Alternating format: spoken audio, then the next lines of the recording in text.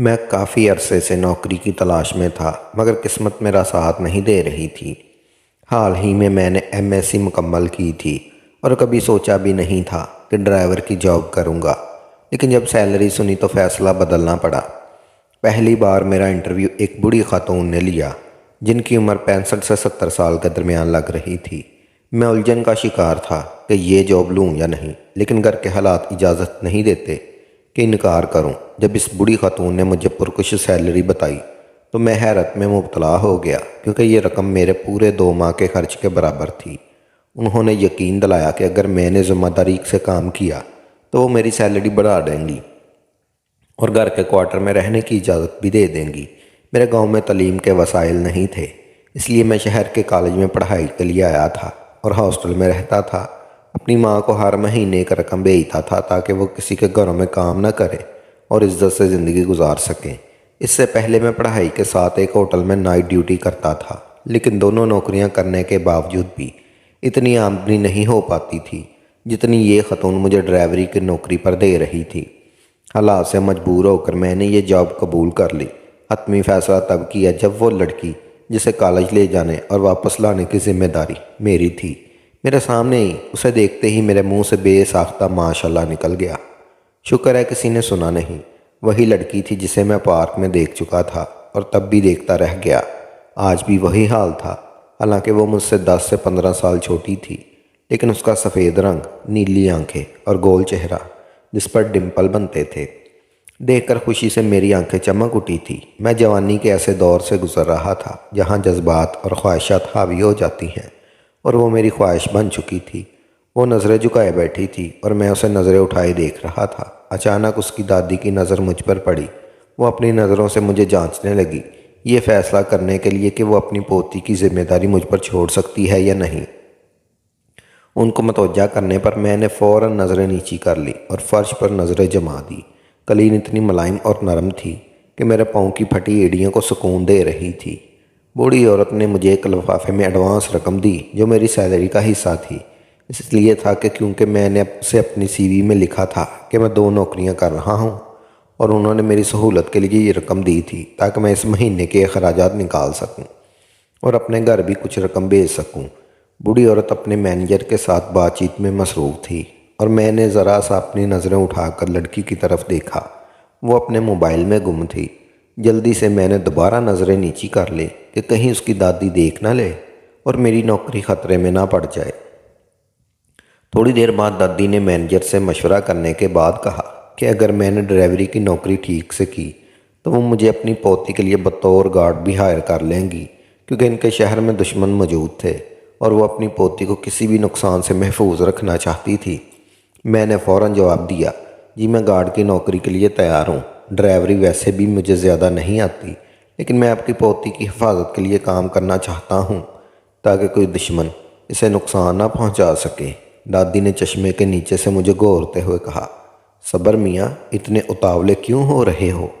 ان کے شوہر سیاستدان رہ چکے تھے جس کی وجہ سے دشمنی عام تھی اور ہر وقت کوئی نہ کوئی ان کے خلاف سازش کرتا رہتا تھا۔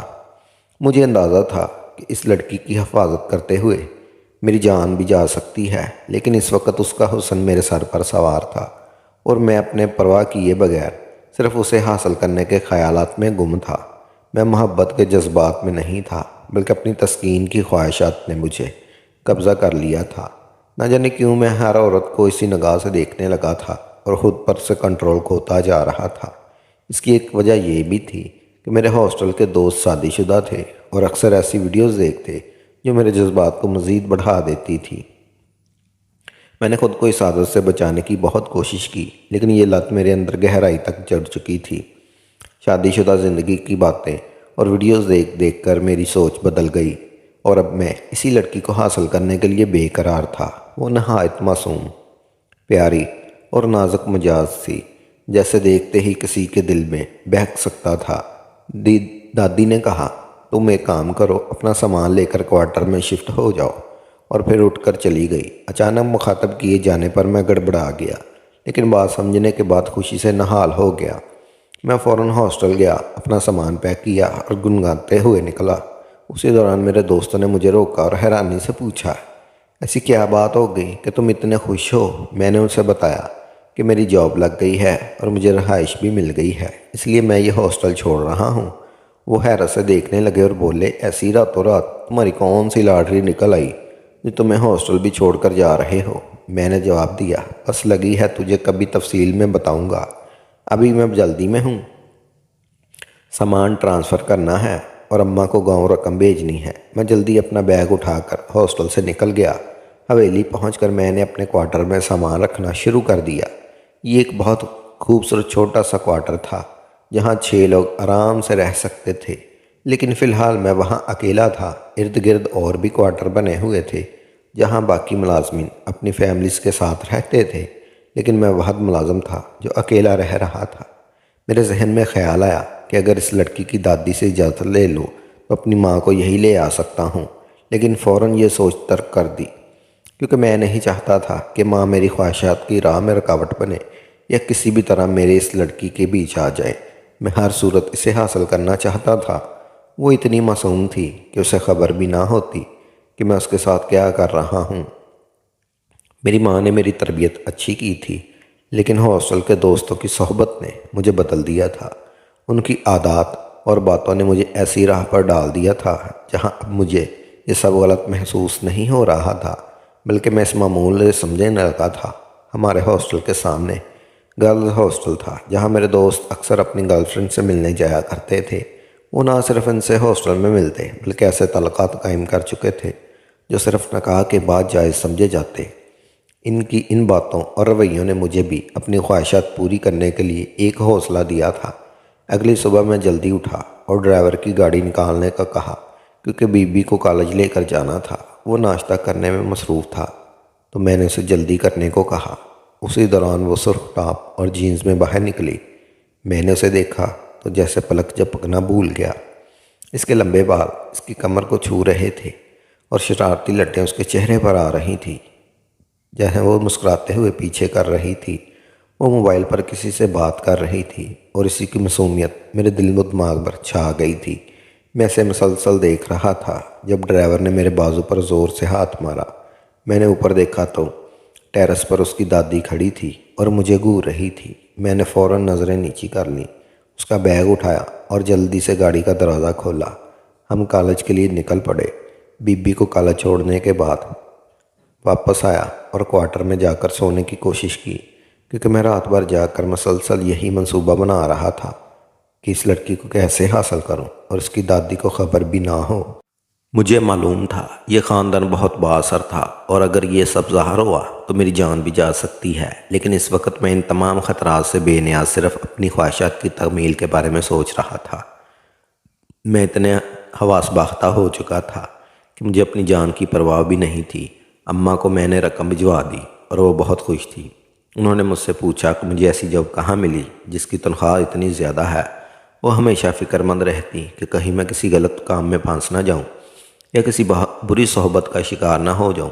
اماں کی یہ باتیں میرے دل میں عجیب سی ہلچل پیدا کرتی تھی، لیکن میں نے انہیں یہی کہا تھا کہ سب ٹھیک ہے اور ان کی دعا سے سب اچھا ہو رہا ہے۔ اس لڑکی میں ایک معصومیت اور بچپنا تھا جو میرے جذبات کو مزید بے قابو کر رہا تھا۔ وہ مجھے گلے لگانے میں کوئی جھجک محسوس نہیں کرتی تھی اور ہمیشہ انکل کہہ کر مخاطب کرتی تھی۔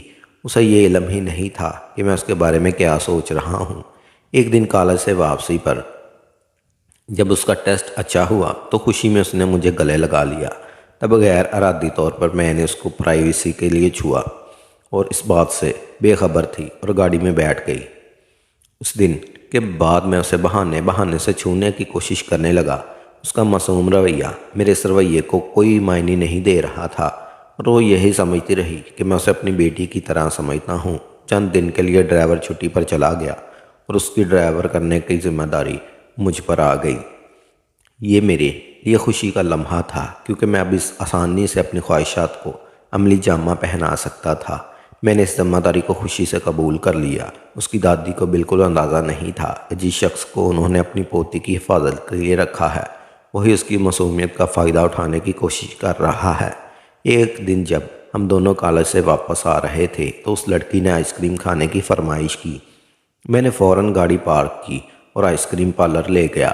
واپسی پر جب اس کے چہرے پر آئس کریم لگ گئی تو میں نے ٹیشو سے اسے صاف کیا اور ہنسنے لگا۔ وہ بھی مسکراتی رہی۔ یہ پہلا موقع تھا جب میں نے اس کے ہونٹوں کو چھوا، اور اس لمحے مجھے لگا کہ اب میں اپنی خواہشات کے بغیر نہیں رہ سکتا۔ اس دن میں نے فیصلہ کیا کہ آج میں ہر حال میں اپنا مقصد حاصل کر کے ہی رہوں گا۔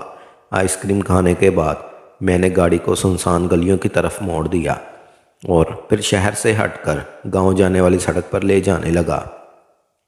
اس نے موبائل سے نظریں ہٹا کر حیرانی سے پوچھا، انکل ہم کہاں جا رہے ہیں؟ ہمارا گھر تو اس طرف نہیں ہے۔ میں نے اسے مطمئن کرنے کے لیے کہا، بیٹا یہ شارٹ کٹ ہے، تمہاری دادی نے کہا تھا آج جلدی گھر آنا ہے، اور ہم نے آئس کریم کھاتے ہوئے کافی دیر کر دی ہے۔ وہ میری بات پر مطمئن ہو کر دوبارہ موبائل دیکھنے لگی۔ میں نے راستے سے 2 جوس کے ڈبے لیے، ایک جوس میں بے ہوشی کی دوا ملا دی اور اسے دے دیا۔ اسے پتہ بھی نہیں چلا کہ جوس میں کچھ ملا ہوا ہے۔ اپنے جوس کو میں نے پی لیا اور ڈرائیونگ کرنے لگا۔ تھوڑی دور سنسان علاقے میں جا کر میں نے گاڑی خراب ہونے کا ناٹک کیا اور ماورا سے کہا، بیٹا تم تھوڑی دیر بیٹھ جاؤ، میں مکینک کو بلا کر لاتا ہوں۔ اس نے کہا، انکل مجھے چکر آ رہے ہیں۔ انکل آپ بھی میری دادی جان کو کال کر کے کہیں، وہ دوسری گاڑی بھجوا دیں گی۔ میں نے ہاں میں سر ہلایا اور موبائل چلاتے ہوئے کال کرنے کی ایکٹنگ کرنے لگا۔ وہ تقریباً 5 منٹ بعد مکمل طور پر گہری نیند میں جا چکی تھی۔ میں نے مسکراتے ہوئے گاڑی کی پچھلی سیٹ پر اسے لٹایا اور گاڑی لاک سے اچھی طرح کر دی اور اس کے پاس بیٹھ گیا، اور اس وقت بے حد خوبصورت لگ رہی تھی اور مجھے تب لگا آج میں جنت کی سیر کرنے والا ہوں۔ اس کے نرم گلابی ہونٹوں کی کشش اتنی تھی کہ بتا ہی نہیں سکتا۔ پھر میں جیسے ہی اس پر جھکنے لگا تب وہ ایک دم سے اٹھی اور ایک تماچا میرے منہ پر مارتے ہوئے کہا، یہ کیا کر رہے ہیں انکل؟ آپ کو شرم آنی چاہیے، میں آپ کی بیٹی کی عمر کی ہوں۔ آپ کو کیا لگا کہ میں اتنی بیوقوف ہوں کہ مجھے پتہ نہ چلے کہ گڈ ٹچ اور بیڈ ٹچ کیا ہوتا ہے؟ میں آپ کے ارادوں کو بھانپ چکی تھی، اس لیے میں نے آپ کا دیا ہوا جوس نہیں پیا بلکہ پینے کا ناٹک کیا تھا تاکہ میں آپ کو موقع پر پکڑ سکوں۔ اور آپ کو نہیں پتہ تب سے میری دادی بھی کال پر موجود ہیں اور یہ سب سن رہی ہیں۔ آپ نے کیا سمجھا آپ بچ جائیں گے؟ اس نے غصے سے کہتے ہوئے جلدی سے اپنا بیگ اٹھایا اور گاڑی سے نکل پڑی۔ میں ابھی اسے روک نہیں لگا تھا کہ پولیس کا سائرن بجنے لگا اور مجھے پتہ بھی نہ چلا کہاں پولیس نے مجھے کب گرفتار کر لیا۔ ہوش مجھے تب آیا جب جیل میں جا کے انہوں نے میری خوب دھلائی کی۔ تب میرے سارے جذبات جاگ کی طرح بھاگ چکے تھے اور میں نہایت ہی شرمندہ تھا کہ میں نے یہ کیا حرکت کر دی۔ اب میں کسی کو بھی منہ دکھانے کے قابل نہیں رہا اور میری نوکری بھی مجھ سے چھوٹ گئی تھی اور ہاسٹل بھی چھوڑ آیا تھا۔ اب مجھے یہی خدشہ ٹک رہا تھا کہ یقیناً وہ بوڑھی عورت مجھے کڑی سے کڑی سزا دلوائے گی۔ اچانک مجھے اپنے کانوں میں ٹک ٹک کی آواز سنائی دی۔ جب میں نے نظریں اٹھا کر دیکھا تو وہ مارا اور اس کی بوڑھی دادی میرے سامنے کھڑی تھی۔ میں نے سر اٹھا کر اوپر دیکھتا کہ میں ان کے غضب کو بھانپ سکوں۔ وہ مجھے غصے سے گھور رہی تھی۔ اس کی دادی کی سیکرٹری نے جلدی سے انسپیکٹر کو بلایا۔ انسپیکٹر بھاگتے ہوئے آیا اور اس بوڑھی عورت کے سامنے ادب سے کھڑا ہو گیا اور بوڑھی عورت کی بات سن کر کہنے لگا، جی جیسا آپ نے کہا بالکل ویسا ہی ہوگا۔ میں نے اسے ایک سنگین ڈکیتی اور زیادتی کے کیس میں پھنسا دیا ہے۔ اب کوئی بھی وکیل اسے باہر نہیں نکال سکے گا۔ اسے یا تو پھانسی ہوگی یا عمر قید ہوگی۔ انسپیکٹر نے سر جھکاتے ہوئے ساری تفصیل بتائی اور یہ سنتے ہی میں صدمے میں چلا گیا کہ اتنی سنگین غلطی پر مجھے ساری زندگی جیل میں گزارنی ہوگی۔ میری ماں کا کیا ہوگا؟ کیا وہ اپنے بیٹے کو کبھی نہ دیکھ سکیں گی؟ انہیں تو کچھ بھی پتہ نہیں ہوگا کہ میں اس وقت جیل میں ہوں یا ہاسٹل میں۔ اپنے سارے دوست بھی میں خود اپنی مرضی سے چھوڑ چکا تھا۔ کوئی بھی ایسا نہیں تھا جو میری ماں کو بتا سکے کہ اس کا بیٹا جیل میں ہے۔ پھر جیسے ہی میرے ہوش بحال ہوئے تو میں فوراً اس بوڑھی عورت کے قدموں میں گر گیا اور خدا کا واسطہ دے کر کہا، مجھے چھوڑ دیں، مجھ سے غلطی ہو گئی۔ میں یہ شہر چھوڑ ہی دوں گا اور ہمیشہ ہمیشہ کے لیے گاؤں چلا جاؤں گا اور کبھی مڑ کر نہیں دیکھوں گا اور مائندہ کسی بیٹی کی عزت کی نگاہوں سے دیکھوں گا۔ میری ایک بوڑھی ماں ہے، وہ میرے بغیر مر جائے گی۔ اس کو کون بتائے گا کہ اس کا بیٹا جیل میں ہے؟ خدا را رحم کریں، آپ کی پوتی کا واسطہ مجھے چھوڑ دیں۔ میں یہاں سے ہمیشہ ہمیشہ کے لیے چلا جاؤں گا۔ میں سب کے سامنے آپ کی پوتی سے معافی بھی مانگ لوں گا۔ خدا را مجھے یہاں ہمیشہ کے لیے نہ روکیں، میں اپنی زندگی کی بھیک مانگتا ہوں۔ میں اس بوڑھی عورت کے سامنے گڑ گڑانے لگا، لیکن وہ ٹس سے مس بھی نہیں ہوئی بلکہ وہاں سے چلی گئی اور انسپیکٹر کو کچھ ہدایات دینے لگی۔ میں حیرت سے سب کچھ دیکھنے لگا۔ یہ میرے ساتھ کیا ہوا؟ اماں صحیح کہتی تھی، مجھے شہر میں ہر قدم پھونک پھونک کر رکھنا ہوگا۔ یہاں پر بہت ایسے لوگ رہتے ہیں جو غلط کاموں میں انوالو ہوتے ہیں۔ یہ صرف خود خراب نہیں ہوتے بلکہ اپنی صحبت میں رہنے والے کو بھی خراب کر دیتے ہیں۔ غلط دوستوں کی صحبت انہیں مجھے اس مقام پر لا کر کھڑا کر دیا تھا کہ مجھے پھانسی کی سزا ہونے والی ہے۔ میں بے بسی سے رونے لگا۔ مجھے روتا دیکھ کر وہاں موجود انسپیکٹر کو مجھ پر ترس آیا اور مجھے کہنے لگا، بتاؤ تم نے گھر کال کرنی ہے؟ تو میں نے ہاں میں سر ہلا دیا اور اپنے دوست امجد کو کال کرنے لگا، جو کہ بچپن سے میرا دوست تھا اور سعودی میں مقیم تھا۔ اب وہی کچھ کر سکتا تھا۔ جب میں نے اسے ساری تفصیل بتائی تو وہ حیرت سے دنگ رہ گیا کہ یہ میں ہوں جو آج تک کسی لڑکی کو نظر اٹھا کر نہیں دیکھتا تھا اور مجھ پر ایسا الزام لگایا گیا۔ ایسے ہو سکتا تھا؟ میں تسلی دی کہ وہ سب ٹھیک کر دے گا اور پریشان ہونے کی کوئی ضرورت نہیں، وہ اپنے کسی دوست کو بھیجتا ہے جو وکیل خیر کرے گا، شاید میں بچ جاؤں، ورنہ انہوں نے جو قتل اور کیس ڈرگز کا مجھ پر بنایا اس میں تو کبھی بازیاب نہیں ہو سکتا تھا، لیکن وہ اتنی کشش کر سکتا تھا کہ مجھے پھانسی نہ ہو بلکہ کچھ سالوں کی قید ہو جائے۔ اس نے مجھ سے وعدہ کیا وہ میری بات میری اماں کا خیال رکھے گا، انہیں کبھی یہ نہیں بتائے گا کہ ان کے بیٹے کو عمر قید ہو گئی ہے، جس کی وجہ سے وہ اپنے بیٹے کو کبھی دیکھ نہیں پائیں گی۔ میرا دوست سعودی عرب میں مقیم تھا، جس کی وجہ سے وہ خود کو میرے مسئلے حل نہیں کر سکتا تھا۔ وہ غصے میں بھی تھا، مجھے گالیاں بھی دے رہا تھا، لیکن اس نے میرا ساتھ نہیں چھوڑا، بلکہ وہ مجھے وعدہ کر چکا تھا مجھے بچانے کی ہر کوشش کرے گا۔ لیکن انسپیکٹر نے اتنے اسٹرانگ کیس میں مجھ پر عمر قید ہو گئی۔ میرے دوست کی کوشش بھی ناکام ہو گئی، بلکہ میری ماں کو بھی پتہ چل گیا کہ ان کے بیٹے نے یہ کیا حرکت کی۔ جس دن مجھے عمر قید ہوئی اس دن وہ آئی اور انہوں نے پورے زور سے مجھے میرے منہ پر تھپڑ مارا اور کہا آج سے وہ سمجھے گی ان کا بیٹا کسی حادثے کا شکار ہو کر مر گیا۔ ان کا بیٹا ایسا ہو ہی نہیں سکتا جو ایک لڑکی کی عزت تار تار کرتے ہوئے پکڑا گیا۔ میں بے بسی سے اپنے کی طرف دیکھ رہا تھا۔ میری غلطی اتنی تھی کہ میں نے ہاسٹل میں ایسے لڑکے کے ساتھ رہائش رکھی جو طرح کے کاموں میں اول درجے پر تھے۔ میری ماں مجھے ہر بار سمجھایا کرتی، لیکن میں جذبات میں گر کر بہت غلط فیصلہ کر چکا تھا اور اب مجھے اس فیصلے کو ساری زندگی کے لیے بھگتنا تھا۔ مجھے تب ہی سمجھ جانا چاہیے تھا جب اس بوڑھی عورت نے مجھے یہ بتایا تھا کہ ان کا تعلق سیاست سے ہے۔ مجھے اس گھر سے دوری اختیار کر لینی چاہیے تھی اور ان کے گھر کی بیٹی کو اس طرح بری نگاہوں سے نہیں دیکھنا چاہیے تھا، مگر نہ جانے میرے دل میں کیا خیال آیا کہ میں اس حلال طریقے سے حاصل کرنے کی بجائے حرام کی طرف نکل پڑا تھا۔ مجھے معلوم ہو گیا تھا شاید میں اسے اپنی بیوی نہیں بنا سکتا، اس لیے میں نے اسے غلط نظروں سے دیکھنا شروع کر دیا تھا اور اس کو حاصل کرنے کے لیے غلط ناجائز ترکیبیں سوچنے لگا۔ اس میں بھی زیادہ ہاتھ میرے ہاسٹل کے دوستوں کا ہی تھا اور ان کے آگے دوستوں کا بھی، جو مجھے ہر وقت فون پر سمجھایا کرتے تھے کہ کس طرح میں اس لڑکی کو حاصل کر سکتا ہوں۔ اس پر شاید زیادہ غلطی دوسروں کی نہیں تھی بلکہ میری اپنی تھی۔ میری اپنی بے جا خواہشات کی وجہ سے یہ سب ہو رہا تھا کہ ماں نے بیٹا ماننے سے انکار کر دیا اور جس لڑکی کو میں نے حاصل کرنے کی کوشش کی اس نے مجھے ہمیشہ ہمیشہ کے لیے جیل میں بند کروا دیا، دوسروں کے لیے برکت نشان بنا دیا۔ شاید ہم جیسے لوگوں کا یہی حال ہوتا ہے جو جائز کو ناجائز طریقے سے حاصل کرنا چاہتے ہیں۔ اور آج مجھے جیل میں بند 10 سال ہو چکے ہیں، لیکن آج بھی میرا ضمیر مجھے روز ملامت کرتا ہے۔ کاش میں نے اس معصوم لڑکی کو اس نگاہ سے نہ دیکھا ہوتا تو آج میں بچ گیا ہوتا، بلکہ اپنی ماں کے ساتھ ایک خوشگوار زندگی گزار رہا ہوتا۔ جتنی سیلری ان لوگوں نے میری لگائی تھی، اگر میں ہمیشہ کے لیے نیک نیتی سے وہ جاب کرتا رہتا تو میری اگلی کئی نسلیں آرام سے زندگی گزار سکتی تھی۔